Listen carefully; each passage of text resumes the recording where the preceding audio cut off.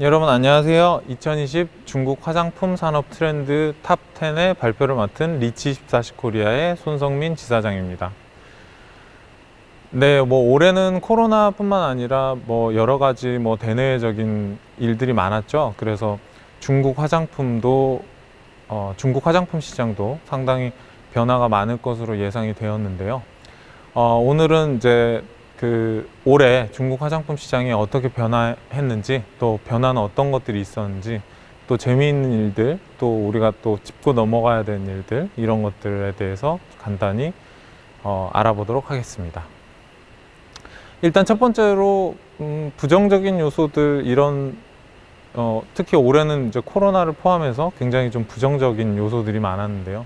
그래서 중국 화장품 시장 성장이나 또 특히 우리나라로부터 이제 나가는 제품들이 수출이 좀 떨어지는 거 아니냐, 이런 우려가 있었습니다. 그래서 이 부분에 대해서 한번 짚고 넘어가 볼까 합니다. 2019년도에 비해서 2019년도 같은 경우는 전년 대비 12.6%를 성장을 했습니다. 그래서 이는 이제 그 전 3년간 소비재 연평균 증가율보다는 높았고요. 그러니까 다른 얘기는 뭐냐면 다른 소비재 품목군들보다 화장품 시장이 굉장히 좀 빠르게 성장했다, 이렇게 보여질 수 있고요. 그럼 이제 올해는 어떻냐? 올해는 코로나19로 인해서 영향이 있었냐? 사실 결과적으로는 없었다, 이렇게 보고 있고요. 2019년 대비 13.2% 성장할 것이다. 그러니까 작년보다도 오히려 훨씬 더 크게 성장할 것으로 보고 있고요. 그래서 약 53조 4천억 원 정도 시장으로 성장할 것으로 기대되고 있습니다. 사실 실제로 코로나가 좀 창궐했을 당시, 특히 이제 중국 내에서 이슈가 되었을 당시에는 화장품 소비량이 감소한 것이 사실입니다. 그러면서 이제 라이브 스트리밍이나 이커머스 이런 쪽이 활성화되면서 소비 심리가 약간 반등했어요. 오히려 이제 집에서 이런 라이브 스트리밍을 보면서 이제 제품을 구매하고 이런 것들이 좀 활성화가 됐죠. 그래서 전반기에는 0.2% 시장 성장률을 이제 기록했는데요. 이는 이제 사실은 마이너스 성장이다라고 볼 수는 없는 게, 다른 소비재 품목군들을 보면은 마이너스 11.4%, 이렇기 때문에 월등히 성장률에서 좀 선방한 결과를 보여주고 있습니다.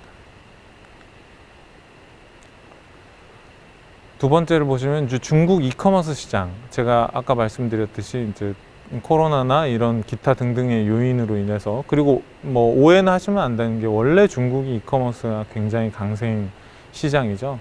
그래서 이런 오히려 이커머스 시장이 떠올랐다, 이렇게 보기보다는 오히려 이커머스화 되는 과정에서 더 빠른 속도로 좀 전환이 이루어지는 것 같다, 이렇게 보시면 되겠습니다.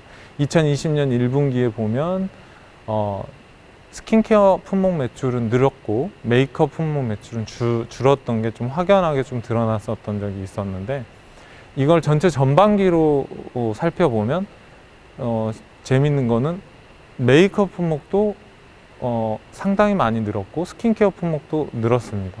이건 이제 T몰 기준이긴 하지만요. 그래서 오히려 메이크업 품목 같은 경우는 스킨케어보다 더 많이 성장을 했다. 그러니까 한편으로 봤을 때는 1분기 때 사지 않았던 메이크업 제품을 2분기 때 엄청나게 소비한 것이 아닌가, 이렇게 생각을 할 수가 있고요.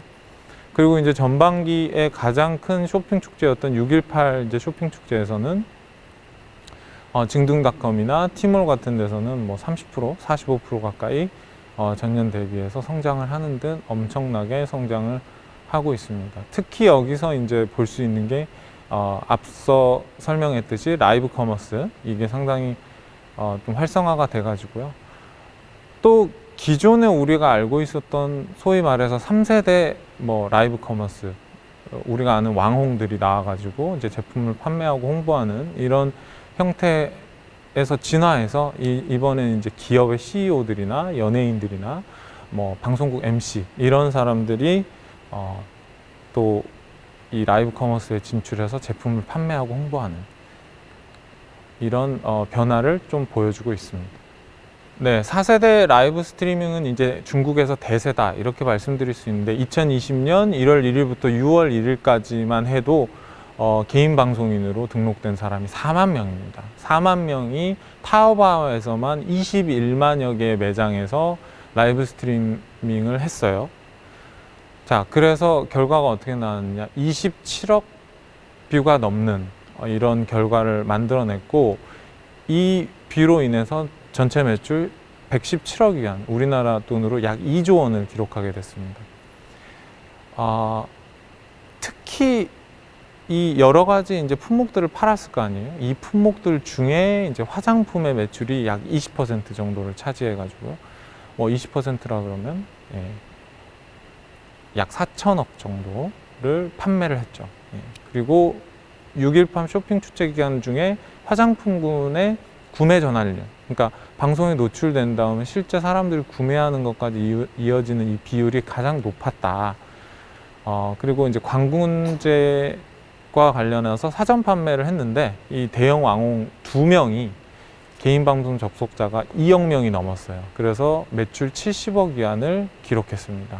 1조가 넘는 제품을 팔았습니다. 그리고 이 품목군을 대부분 보면 화장품이었다, 이렇게 말씀을 드릴 수가 있고요. 이 밑에 표를 보시면 중국 라이브 스트리밍 시장 규모가 급격하게 성장을 하고 있고요.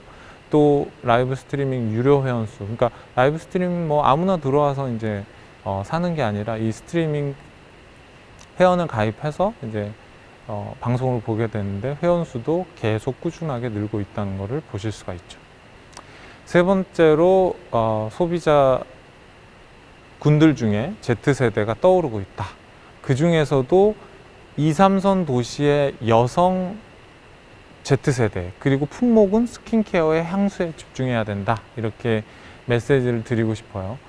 중국 내인지 조사에 따르면 중국 여성들의 3분의 1은 스킨케어랑 메이크업에 매일 30분 이상을 소비하고 있는데요. 스킨케어 사용자의 62%, 메이크업 제품 사용자의 52%가 이제 내년에, 그러니까 차년도에 소비를 더 하겠다, 그러니까 더 많이 사겠다, 이렇게 얘기를 하고 있고요. 이 성별을 따져보면 여자가 62%, 남자가 38%입니다. 그래서 남성의 비율이 생각보다 많다는 것을 아실 수가 있고요. 근데 재밌는 거는 오히려 젊은 Z세대의 이 소비층을 보면 95%가 여성이다. 이건 좀 재밌는 통계죠. 터킹 데이터 자료에 따르면은 Z세대 스킨케어 및 향수 사용 수치가 25세 이상 소비자층보다 훨씬 높아요. 그러니까 25세 이상 소비자군들은 이제 성인이 돼가지고 스킨케어 제품들을 써왔다고 생각을 한다면, 이제 Z세대 10대, 20대 초반 이런 친구들은 아주 어렸을 때부터 스킨케어를 당연스레 사용해 왔다, 이렇게 보실 수 있겠고요. 그래서 특히 어떤 품목들, 특히 Z세대에서 이제 인기가 있는 품목들을 꼽아 보니까 립글로스, 파운데이션, 이런 제품류가 주목해야 하고요. 그 다음에 스킨케어 제품 품목에서는 자외선 차단이랑 립밤, 그리고 향수, 이 정도 한 5가지 정도 품목이 꼽아지더라, 이렇게 보실 수 있겠습니다. 중국 화장품의 소비자 특징들은 모두 알고 계시죠? 그러니까 보시면 될 것 같습니다. 자, 그러면 중국은 이커머스가 대세고, 그러면 오프라인 매장은 다 죽고, 우리나라 그 유명 브랜드 매장들도 다 접고, 그러니까 이제 오프라인은 중요하지 않아, 이렇게 생각하실 수도 있죠. 근데 그런 건 아니고요. 이거를 잘 트렌드를 정리해 보면, 스킨케어 매장은 이커머스 시장으로 많이 대체가 되고 있고요. 색조 제품은 오프라인의 중요성도 굉장히 확대가 되고 있습니다. 왜냐하면 아무리 제품이 좋고 발색이 좋고 유지력이 좋고 기타 등등 선전을 하더라도 색조 제품 같은 경우는 직접 내가 사용해 보지 않는 이상, 혹은 또 AR 기술이나 이런 가상현실 기술이 아무리 발달을 하고 내 사진 위에 입술에 색깔을 얹어보고 하더라도 직접 발라보는 거랑 사용해보는 거, 테스트해보는 거랑은 상당히 차이가 있죠. 이런 부분에서 좀 의미 있는 트렌드의 변화를 읽을 수가 있습니다. 기존 매장을 보시면 매닝스 같은 경우, 스페이스 NK, 사샤, 홍콩의 사샤 같은 경우도 보면은 굉장히 사업이 많이 정리가 됐어요. 물론 이 안에 색조 제품을 팔지 않는다 이런 건 아니지만 어쨌든 매닝스나 특히 스페이스 NK 같은 매장들을 보면 스킨케어가 좀 주를 이루고 있고요. 대신 신규로 생기는 매장들을 보면은 컬러리스트나 와우 컬러, 뭐 노이즈 뷰티, 뭐 이런 것들을 보시면은 다 색조 쪽이라고 보시면 되겠습니다. 그래서 특히 컬러리스트랑 와우 컬러 같은 경우는 현재 중국에서 가장 왕성하게 매장을 확장해 나가고 있는 색조 중심 매장이라고 정리해 드릴 수 있겠습니다. 다섯 번째로 니치 향수를 주목해야 된다는 점입니다. 중국 젊은이들은 수입 니치 향수에 열광하고 있습니다. 그래서 이들 브랜드는 이미 이커머스 채널을 통해서 시장이 굉장히 빠르게 침투 중이고요. 예를 들어서 보시면은 뭐 우리나라에서 유명한 니치 향수들이죠. 뭐 페날리곤스나 뭐 메종 마르젤라, 뭐 킬리안, 뭐 그다음에 프레데릭 말 이런 제품들, 이런 브랜드들이 이미 젊은이들 사이에서 굉장히 큰 인기를 끌고 있다 이렇게 보여지고요. 특히 올해 같은 경우는 코로나의 이슈가 상반기에 있었음에도 불구하고 글로벌 이런 니치 향수 브랜드들에서 굉장히 적극적으로 중국 시장에 진출을 하기 시작했습니다. 이런 부분들은 상당히 좀 재밌는 이슈고요.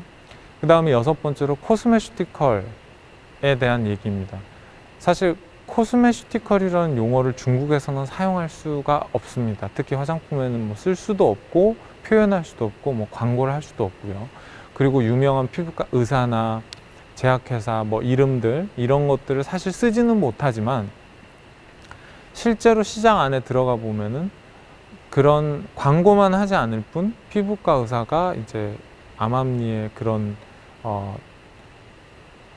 간접적인 노출을 한달지 제약회사에서 만든 브랜드를 절찬리에 판매를 한달지 이런 부분들을 볼 수가 있습니다. 그리고 특히 코로나 사태 이후에 소비자들이 좀 중요하게 생각하는 부분이 뭐냐라고 했을 때 뭐 피부과, dermatologist나 그 다음에 expert, 그 피부 전문가들의 어떤 의견 이런 거를 굉장히 좀 듣고 싶어하고 받고 싶어한다라고 했을 때 이런 소비자 심리에 상당히 영향이 있다고 보실 수 있겠습니다.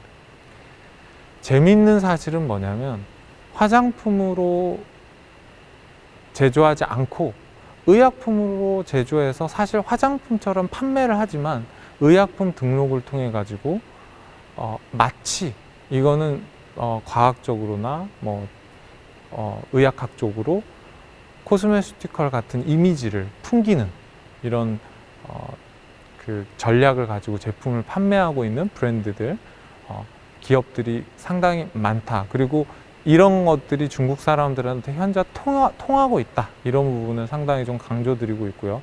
우리나라에서는 이런 부분들이 이제 제약이 되다 보니까 상당히 뭐 최근 들어서 코스메슈티컬 브랜드들의 그 중국 내에서의 판매나 이런 부분들이 좀 제약이 있었죠.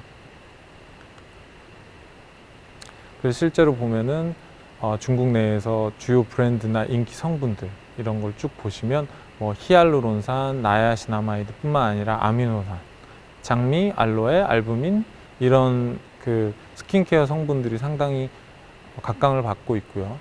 또 스킨케어 성분 검색량을 또 보시면 피쉬 오일이라든지 아직 중국에서는 판매가 가능하지 않은 대마입 이것도 언젠가는 가능해질 수 있겠죠. 규조토, 백년, 뭐 갈색별, 뭐 락토바이오닉 애시드 뭐 이런 성분들이 많이 검색이 되고 있다. 그러니까 검색이 되고 있는 성분들 보시면은 아직 정식으로 판매가 불가능한 성분들도 있지만 이런 부분들을 참고하셔가지고 트렌드를 읽는 것도 상당히 의미가 있어 보입니다. 그리고 일곱 번째로 하이엔드 제품들의 인기가 상당히 커지고 있다. 뭐 또 다른 표현으로 말씀드리자면 럭셔리 브랜드, 굉장히 고가의 브랜드들이 인기를 끌고 있다 이렇게 보시면 되는데요. 하이엔드 화장품 시장이 이제 매년 3~4%씩 성장해 왔다 이렇게 알려져 있는데 최근에는 10%가 넘는 성장률을 보이고 있고 2025년에는 시장 비중의 절반 이상을 차지할 것이다 이렇게 일단 보고 있습니다. 그래서 올해 하이엔드 화장품 브랜드들은 보면 뭐 백화점에서도 30에서 5%, 50%가량 그 매출이 증가한 걸로 이렇게 알려지고 있습니다. 그리고 이 하이엔드 브랜드들 이렇게 순위를 쭉 보시면은 안타깝긴 하지만 뭐 물론 기준에 따라 달라질 수 있지만 뭐 국내 브랜드는 없습니다만은 상당히 뭐 수입 브랜드들 인기가 많다 이렇게 보실 수 있겠습니다. 2018년 초부터 시작한 이제 중국 로컬 브랜드 성장 이런 얘기들이 굉장히 많았죠. 그 코로나 사태를 겪으면서 오히려 중국 로컬 브랜드들의 인기는 더 견고해졌다 이렇게 보실 수 있고요. 특히나 이런 그 온라인 시장, 이커머스 시장이 활성화가 되고 빠르게 또 성장하면서 SNS 플랫폼을 가진 뭐 샤오홍슈나 뭐 또 그리고 왕홍, 뭐 라이브 커머스 이런 거를 통해 가지고 소비자들을 적극적으로 공략을 했죠. 그래서 쭉 보시면은 지금 현재 스킨케어와 메이크업 모두 다 중국 로컬 브랜드가 1위를 차지하고 있습니다. 물론 스킨케어 브랜드 를 제외하고 메이크업 같은 경우는 1위만 중국 브랜드일 뿐 이제 2위부터 10위까지는 쭉 이제 해외 브랜드긴 하지만 특히 스킨케어 같은 경우는 상당히 많이 중국 브랜드들이 성장을 했기 때문에 앞으로 성장이 더 좀 기대가 되고 있고 경쟁이 좀 심화될 것이다 이렇게 이제 보실 수 있겠습니다. 국내 이제 주요 기업들도 이제 판매 전략을 조금 더 다각화하고 있습니다. 그래서 아모레퍼시픽 같은 경우도 이제 중국 면세점 그룹이랑 파트너십을 맺어가지고 면세점을 이제 특히 이제 확대 공략해 나가고 있고요. 그리고 LG생활건강 같은 경우는 뭐 기존의 이제 후나 이런 럭셔리 브랜드들을 관군제 이커머스 시장에 널리 이제 뿌려가지고 이제 관군제에서 가장 좀 각광받고 또 매출도 많이 올리는 이런 브랜드들로 성장을 하고 있습니다. 앞으로 또 어떻게 또 성장할지 또 기대가 되는데요. 마지막으로 사실 어떻게 보면 우리나라 뭐 대기업, 중소기업 분들이 가장 이제 관심이 많은 이슈 중에 하나라고 볼 수도 있는데요. 내년부터 중국 화장품 관리 감독 조례가 바뀝니다. 그래서 지금도 이제 일부 세부 세칙들은 확정이 안 된 부분들이 있어요. 그래서 뭐 신고나 등록 방법이나 뭐 내용이나 안전성 평가, 효능 평가, 뭐 제품 분류나 제조업 운영 관리 이런 것들이 다 내용이 바뀌기 때문에 앞으로 쉽게 말해서 우리 기업들이 더 좀 대응해야 될 내용들이 많이 늘어난다고 생각하시면 될 것 같습니다. 품목 분류 같은 경우도 특수화장품은 9개 품목에서 5+1개 품목으로 이제 축소가 되고요. 사실 뭐 축소라고 할 수 있느냐라고 할 수 있는, 그건 좀 애매하긴 합니다만 어쨌든 그냥 단순 품목으로만 따졌을 때는 좀 단순화 된다고 보시면 되고요. 그리고 뭐 기존에 이제 그 화장품으로 됐던 품목들이 뭐 빠지기도 하고 뭐 추가되기도 하고 이러면서 이제 품목에 여러 가지 좀 변화가 있을 것으로 생각이 되고요. 치약 같은 경우도 화장품법에 따라서 관리를 해야 되고요. 그리고 또 원료 관리와 관련한 규제도 변화를 합니다. 그래서 기존에 우리가 만약에 새로운 원료를 개발을 해서 우리가 또 시장에 내놓고 싶다거나 아니면 중국의 기허가 원료 목록에 없는 원료를 또 넣어가지고 제품을 판매하고 싶었을 때 실질적으로는 좀 등록이 불가능한 상황이었죠. 근데 이 부분이 바뀜으로써 이제 신고 등록 프로세스가 정확하게 생깁니다. 그래서 신고는 단기간 내에 하고 등록은 좀 시간이 좀 걸릴 것으로 생각되지만은 이 부분도 이제 좀 가능하고 체계적이게 변하면서 기존에 나가지 못했던 여러 가지 이제 원료들, 뭐 EGF나 기타 등등의 우리 특히 또 한국 화장품에 특화된 이런 혹은 또 새로운 R&D를 통해 가지고 새로운 원료를 개발한 기업들에게도 제품을 이제 내놓고 정식으로 내놓을 수 있는 신원료 등록 제도가 생겼습니다. 그래서 현실적으로 좀 관리제도 운영이 좀 투명화돼서 이루어질 것으로 기대를 하고 있고요. 기타 안전성 평가나 동물 실험과 관련한 내용도 일부 규제가 추가될 것으로 생각이 됩니다. 이상으로 끝까지 들어주셔서 감사합니다. 손성민 지사장이었습니다.